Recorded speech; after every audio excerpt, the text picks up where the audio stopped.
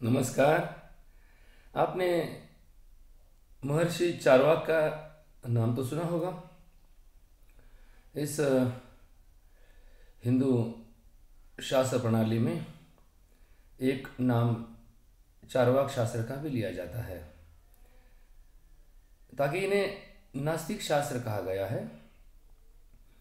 चारवाक की नीति को तो धर्मशास्त्र में वर्जित कहा गया है, जो कि हमारे धार्मिक विधि या धार्मिक कार्य प्रणाली है। वहाँ यदि कोई व्यवस्था से अलग होकर बर्ताव करे तो उसे चारवाकवादी कहा जाता है। तो ये महर्षि तो बड़े विद्वान थे, तपस्वी भी थे, दीर्घानुभवी थे।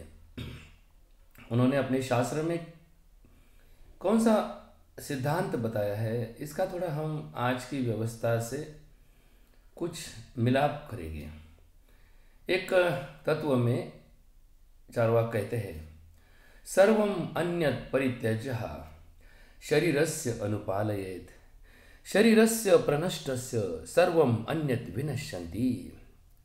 देखिए, ये तत्व तो थोड़ा समझने की कोशिश करेंगे। सर्वम अन्यत् परित्यज्य, सर्व अन्य चीज का त्याग करें, शरीर का अनुपालन करें, क्योंकि शरीरस्य प्रनष्टस्य सर्वम अन्यत् विनश्यन्ति।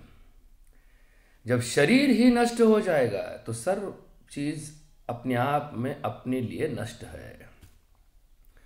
चाहे वो संपत्ति हो, चाहे वो सत्ता हो, चाहे वो संसाधन हो, चाहे वो हमारा पद हो, चाहे हमारा कर्म हो, यदि हम ही न रहेंगे तो ये सब चीज हमारे लिए क्या हो गई? नष्ट हो गई। तो इसीलिए चारवाक जी कहते हैं कि अन्य सब चीज का त्याग करे और शरीर का अनुपालन करे। शरीर सर्वम अन्यत् परित्यज्य, परित्याग करे।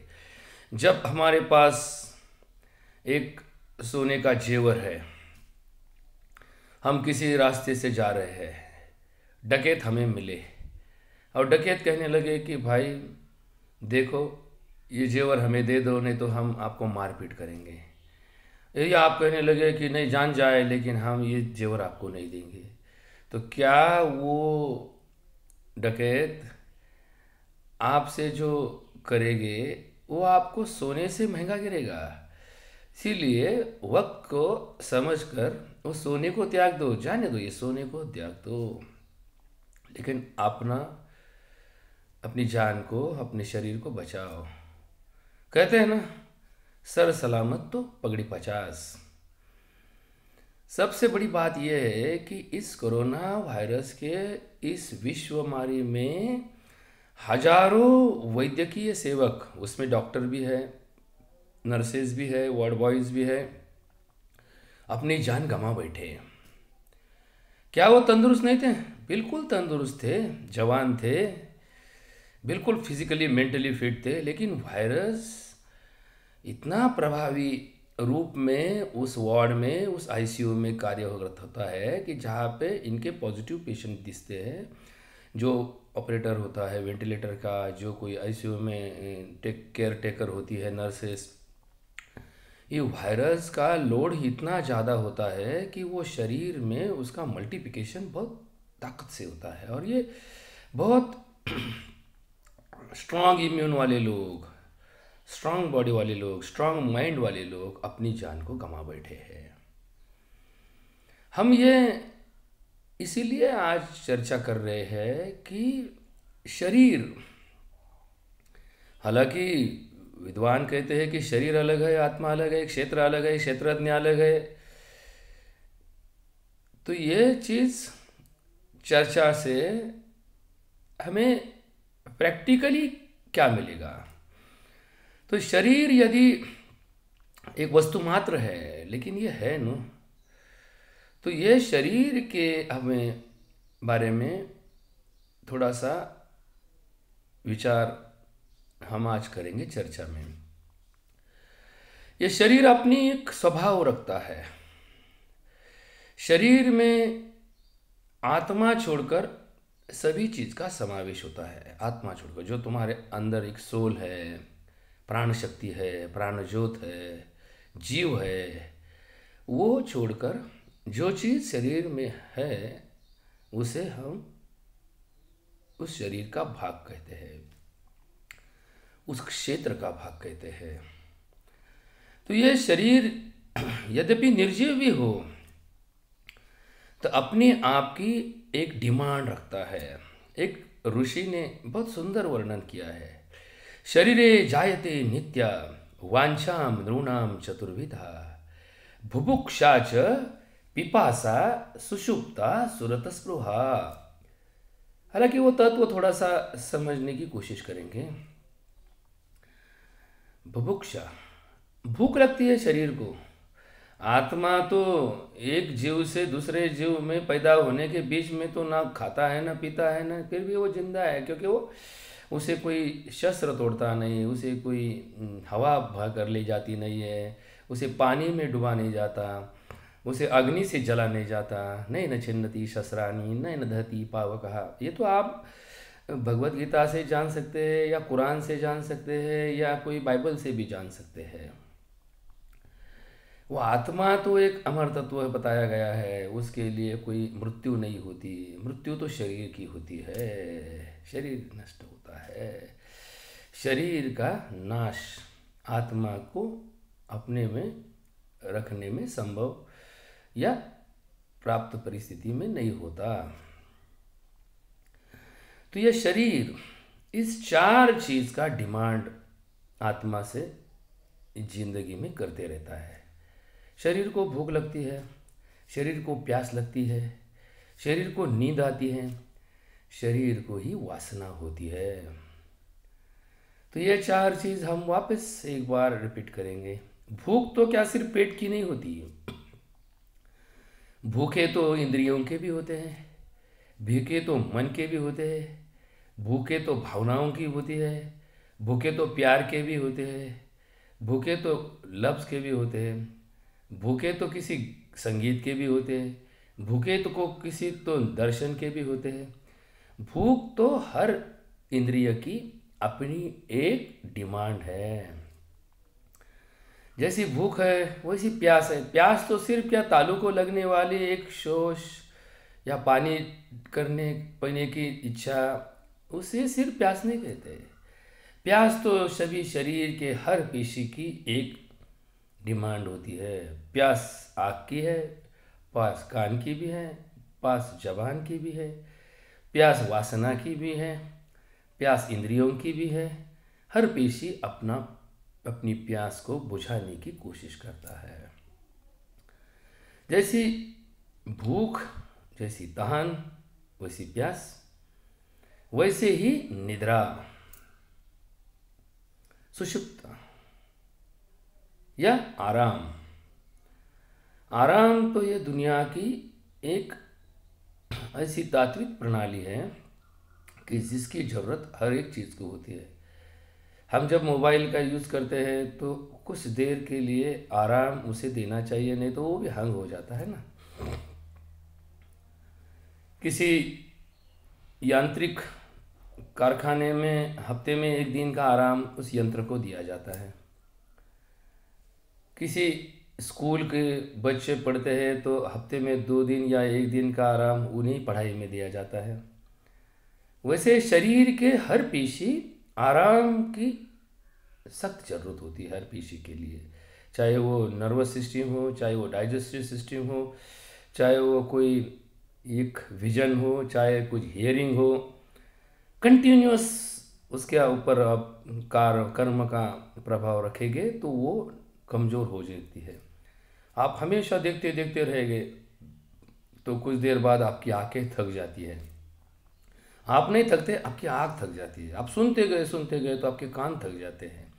आप बोलते गए तो आपका स्वर यंत्र थक जाता है। आप खाते गए तो आपका डाइजेस्टिव सिस्टम थक जाती है। आप चलते गए तो आपके पाँव थक जाते हैं। हर पेशी आराम की डिमांड करता है। और आखिरी में हर शरीर का हिस्सा वासना से जुड़ा हुआ होता है। वासना ये वासना हमारी मजबूरी है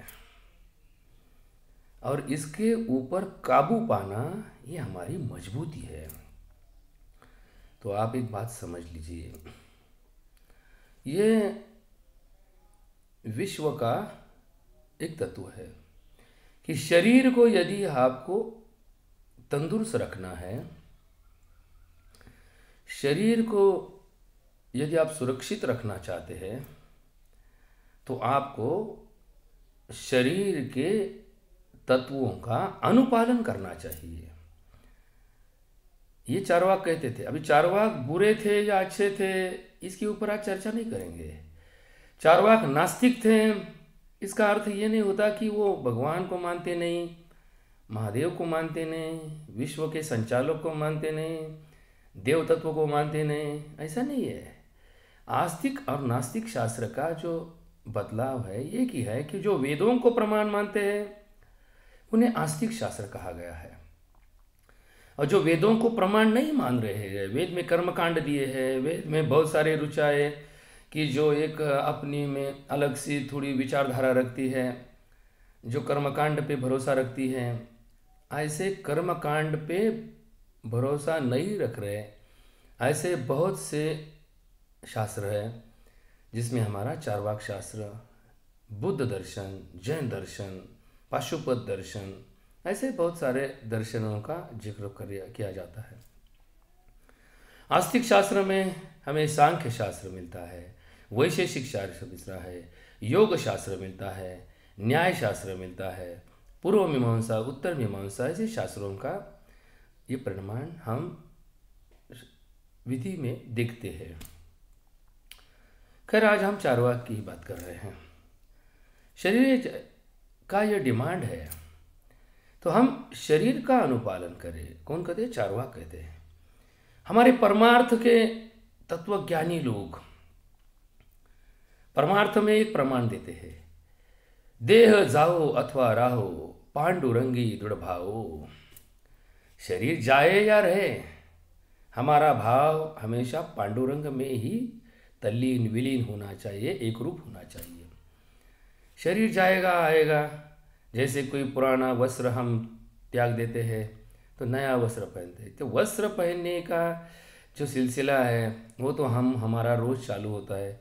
कोई बहुत प्यारा सा शर्ट हम पहन चुके आज, कल वो हम उतार देते हैं।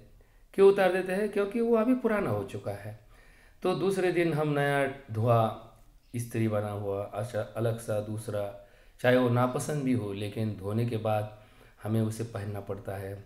फिर वापस जो कपड़ा धोने दिया है वो तीसरे दिन हमें वापस पहनने में आएगा। तो ये एक तत्व हम भगवद गीता से जान सकते हैं। वासासी जीर्णानि यथा विहाय नवानि गृह्यति निरोपराणि तथा तो शरीराणि विहाय जीर्णानि अन्यानि सन्ति नवानि देहि। जैसे जीर्ण वस्त्र सांडीजे मगर नूतन वीढ़ीजे, तैसे देहांतराजे स्वीकारीजे चैतन्य न थे। लेकिन ये फिलॉसफी तो मरने के बाद की है। मरने के बाद ये आत्मा दूसरे जीव में हमें प्रवेश मिलेगा, पुनर्जन्म मिलेगा, फिर कौन सा मिलेगा, क्या मिलेगा।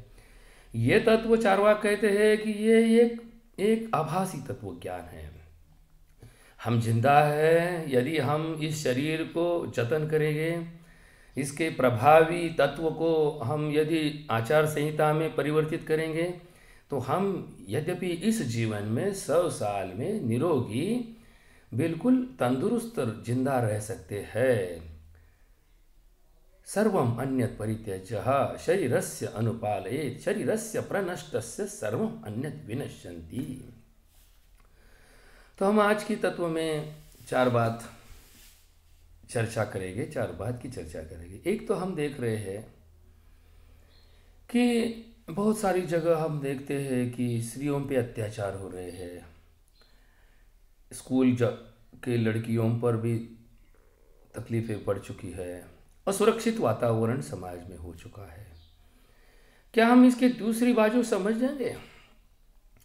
ये शरीर जब पैदा होता है तो एक निष्पाप जीव जन्म लेता है। एक बच्चा पैदा होता है तो उसके शरीर में या उसके जीवन में पाप कितना होता है? 0, 0 पाप। जब पैदा हुआ बच्चा किसी क्षण का हो, किसी मिनट का हो, किसी घंटे का हो, तो उसका पाप का काउंटिंग कितना होता है? 0। जैसा कोई गाड़ी हम शोरूम से परचेस करते हैं तो उसका शोरूम में रीडिंग कितना दिखता है? 0। चाहे वो गाड़ी उसके ट्रायल पे कहाँ जाकर आई होगी, लेकिन जब तक उसको स्पीडोमीटर जुड़ा नहीं होता।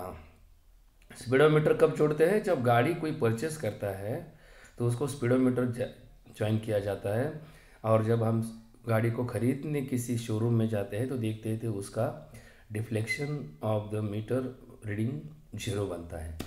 जैसे वहाँ से गाड़ी हम लाकर घर आते हैं, हमारा घर का दूरी उसके ऊपर नापी जाती है कि वो शोरूम से हमारा 20 किलोमीटर 40 किलोमीटर गाड़ी का रनिंग हुआ।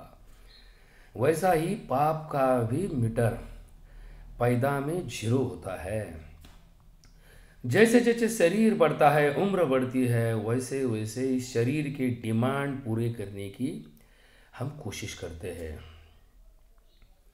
ये डिमांड तो पैदा ही सबसे पहले भूख लगती है, इसीलिए तो पहले बच्चे को दूध पिलाया जाता है, पानी नहीं।